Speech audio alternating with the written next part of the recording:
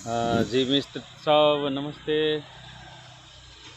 सप्तरी जिला हनुमान नगर कंकालनी नगर पालिका ward number 10 Inarwa का नहर पर छी हम।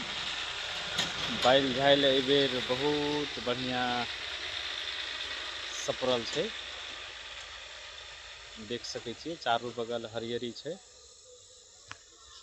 कोई गहूम लगेना छै, कोई मटर लगेना छै खेत सब में।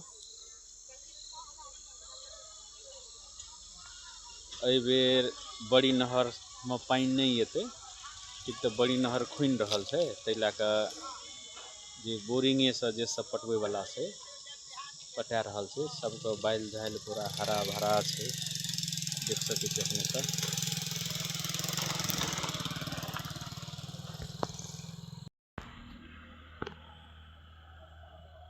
ई 10 नंबर वार्ड इनरवा गाम का